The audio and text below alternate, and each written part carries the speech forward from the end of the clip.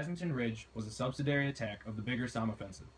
The preferred timing would have been much later in 1916, having given the more time for the newly raised volunteer Kitchener's army to have more field experience. The opening day of the Somme Battle, 1st of July 1916, is without doubt the worst day in British military history, with 60,000 casualties. On the first day, the capture of Mametz village and Montauban were achieved. On day 2 of the offensive directive of attack changed to advantage the newly gained positions, in order to push through towards the German held town of Bapaume. The Allied forces were now faced with an upside-down horseshoe of woods facing them. To avoid charge scenario, it was realized that the woods needed to be taken one at a time in order to secure the flanks of the attack. Mametz Wood was to the left, and with High Wood and Dead Little Wood forming the crest of the horseshoe. The fighting for Mametz Wood was horrific, but it was taken after 2 weeks on July 12, 1916. With their flanks now protected, the Allies could push forward to the crest of the horseshoe of woods. High Wood on the left, Delville Wood on the right. In front of this wood stood a long ridge of Bazentin Ridge.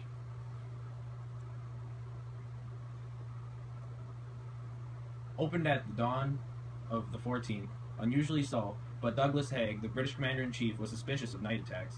A short 5-minute artillery bombardment was just enough time to send exposed German defenders to their dugouts. Then the British infantry moved forward. 14th of July 1916 was one of the most incredible successful actions during the Somme offensive. Bazentin-le-Grand and Bazentin-le-Pit were secured within a matter of hours, with Longueville following shortly afterwards. Having established a position at Bazentin-le-Petit, it became apparent to the British that High Wood itself was deserted. A large gap in German lines was waiting to be exploited. Permission was sought from headquarters to dispatch infantry into the wood. However, it was instead decided that here was an ideal scenario for one to use cavalry who could. It was stated, move far more quickly than infantry. A few remnants of infantry had indeed recharged the edge of High Wood, 7:30 a.m., and reported the wood empty of enemy. They were told to hold back and await the cavalry.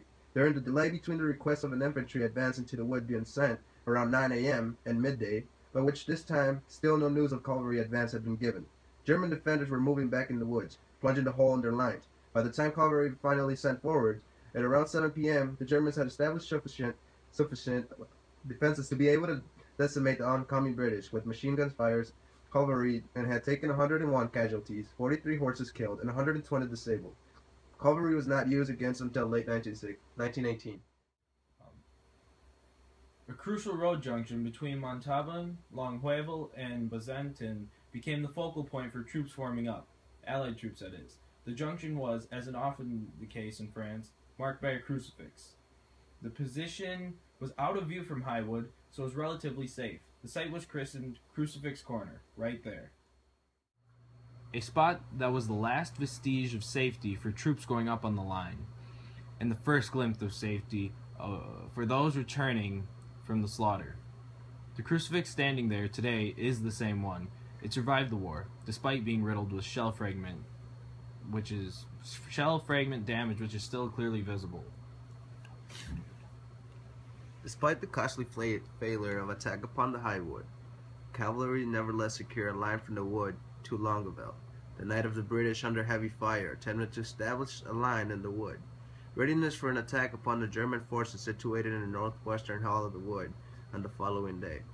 However, British headquarters had resolved instead to launch an attack upon Marienpuch in the north. Overlooked the reality the German had not yet been full clear on the front of the High Wood.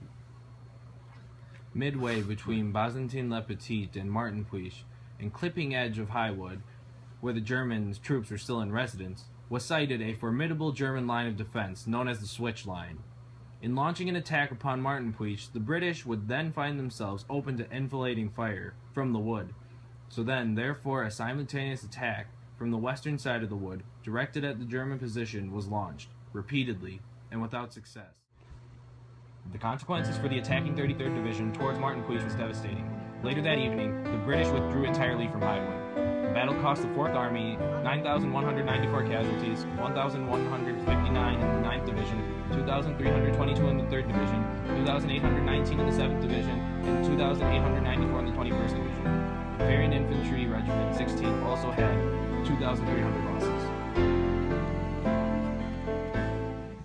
The Battle at Bazentin Ridge is a perfect example of Marwick's major points of total war. For it was a horrifying battle that caused major casualty numbers, in addition to hundreds of disabled soldiers in the battlefield. For the most part, similar to other battles, the battles of Bazentin Ridge was not only fought between two nations, but rather involved their allies, which caused use of innovative weapons, including light artillery weapons and gas, harming not only soldiers but also their families and other people.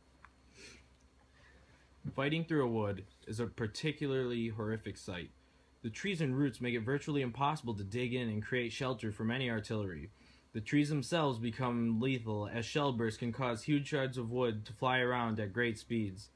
The close proximity of troops intensifies the effectiveness of artillery and machine gun fire. It was recorded that even bone fragments of soldiers caught in explosions proved lethal to those around them. The fighting for the entire wood raged from the 14th of July through the 15th of September, with numerous divisions being involved. It is important to note that it held high ground and was therefore essential to occupy, and it was impossible to go around without enormous casualties from enfilade fire and deep, imposing German trench systems. A primary account of the fighting in the woods can be seen here, a quote from Terry Norman on July 22nd of 1916, right after the fighting had happened. The result was that, owing to the scorching summer weather, the troops in the line lived in an atmosphere of pollution and in a positive torment of bluebottle flies. In one sap in particular, as one moved along it, the flies rose in such clouds that their buzzing sounded as the noise of a threshing machine. In this sap, sentries could only tolerate the conditions by standing with their handkerchiefs tied over their mouths and nostrils.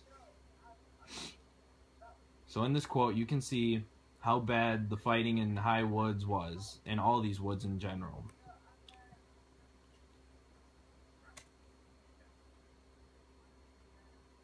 This was our We're Excited. Thank you for watching. Okay, that's good.